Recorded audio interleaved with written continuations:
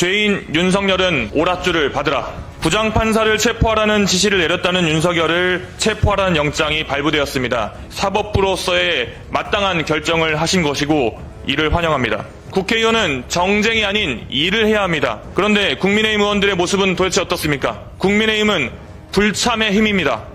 비상계엄 해제 요구 결의안 때 표결에 대거 불참했고 1차 윤석열 대통령 탄핵 표결에 불참했고 헌법재판관 선출안 표결에 불참했고 헌법재판관 인사청문회에도 불참했고 상습적으로 국회 일정에 모두 다 불참하고 있습니다.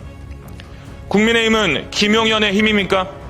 내란 중요 임무 종사자 김용현의 입장문을 국민의힘 당 차원의 이름으로 배포하고 내란 피의자들의 변호인을 자처하고 있습니다. 네, 먼저 지난 29일 발생해서는 안 될 항공 참사 소식에 깊은 슬픔과 애도의 말씀을 전합니다.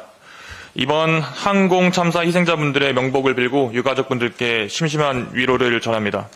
사랑하는 사람을 잃은 유가족과 큰 충격을 겪은 모든 분께 다시 한번 조금이라도 힘이 될 수 있는 국회의원이 되겠다고 스스로를 약속합니다.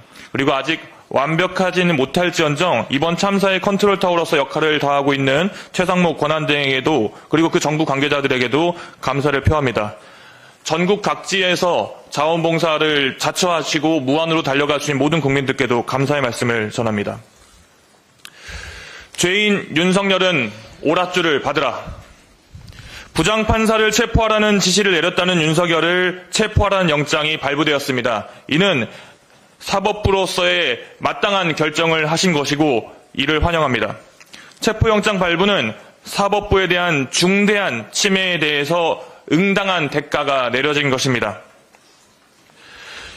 저는 오늘 2024년을 마무리하는 12월 31일 저를 비롯한 원내, 즉 국회의원들의 이야기를 잠깐 해보고자 합니다. 이번 항공기 참사 와중에도 참사를 정쟁으로 삼는 내란 옹호 세력 같은 국회의원들이 있었습니다. 앞서 진성준 의장께서 말씀하셨지만 국민의힘 박수영 의원은 자신의 SNS에 정말 눈을 의심케 하는 메시지를 올렸습니다. 줄탄핵의 후과. 제발 나라 좀 생각하고 이재명 생각 좀 그만하기 바랍니다. 정쟁을 중단해 주시기 바랍니다. 도대체 누구에게 하는 말이고 무슨 소리를 하고 있는 것입니까? 저는 박수영 의원께 제안드리고 싶습니다. 당장 이 글을부터 내리십시오. 글을 내리지 못하겠다면 이 사진부터 지우십시오. 많은 언론에서 항공기가 최종적으로 부딪히고 폭발하는 영상을 내보내지 않고 있습니다. 그 모습 자체가 유가족에게 그리고 국민들에게 큰 충격이고 트라우마로 남을 수 있기 때문입니다. 기사를 인용한 것도 아니고 본인의 글, SNS 글에 이 처참한 항공기의 사진을 올린 이유는 도대체 또 무엇입니까? 국회의원으로서의 자질이 있긴 한 것입니까? 사고 수습 중에는 정쟁을 중단하자고 하면서 정작 자신은 이번 참사를 정치적으로 이용해서 상대 당을 비판하는 모순을 보이고 있습니다. 진정으로 국민 안전과 사고 수습을 우선시한다면 책임 전가와 정치 공세를 멈추고 사고 원인 규명과 재발 방지 대책 마련에 협력하십시오. 그것이 책임 있는 국회의원의 모습 아니겠습니까? 국회의원은 정쟁이 아닌 일을 해야 합니다. 그런데 국민의힘 의원들의 모습은 도대체 어떻습니까? 국민의 대표로서 책임을 다하고 있으십니까? 국민의힘은 불참의 힘입니다. 비상계엄 해제 요구 결의안 때 표결에 대거 불참했고 1차 윤석열 대통령 탄핵 표결에 불참했고 헌법재판관 선출안 표결에 불참했고 헌법재판관 인사청문회에도 불참했고 상습적으로 국회 일정에 모두 다 불참하고 있습니다. 국민의힘은 김용현의 힘입니까? 내란 중요 임무 종사자 김용현의 입장문을 국민의힘 당 차원의 이름으로 배포하고 내란 피의자들의 변호인을 자처하고 있습니다. 계엄을 막아낸 국회의장은 본회의장에서 둘러싸이고 국민의힘 의원들로부터 겁박을 당했습니다.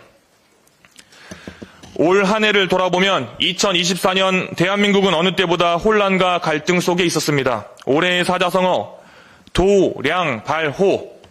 제멋대로 권력을 부리며 함부로 날뛴다라는 뜻이라고 합니다. 2024년에 윤석열을 내란 행위를 동조하고 선전하고 옹호하는 그들의 모습을 표현하는 사자성어라고 생각합니다. 권력을 쥔 자가 자신의 뜻대로 권력을 휘두르고 제멋대로 국정을 운영하면서 민주주의의 근간을 무너뜨리고 위협했습니다. 위법, 위헌적인 비상계엄을 통해서 국민의 기본권을 억압하고 민주주의의 근간을 송두리째 흔들었습니다. 그 결과가 어떻습니까? 연말 연시가 되었는데도 국민들은 지갑을 닫고 있습니다. 연말 특수는 온데간데 없고 거리에는 활기가 아닌 침울함만이 가득합니다.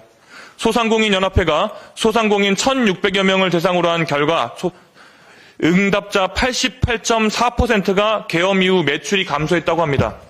단체 예약 취소 등으로 인해서 직간접적으로 피해를 본 소상공인 자영업자는 46.9%에 달한다고 응답했습니다. 이런 상황은 내란 속의 윤석열의 행태와 이를 비호하고 옹호하고 있는 자들이 국민의 삶과 경제에 얼마나 큰 부담을 주고 있는지 보여주는 사례입니다. 우리 민주당은, 그리고 내란 잔당이 아닌 우리 국회의원들은 국민의 목소리를 대변하여 민주주의의 회복과 대한민국 경제 정상화를 위해서 최선을 다하겠습니다.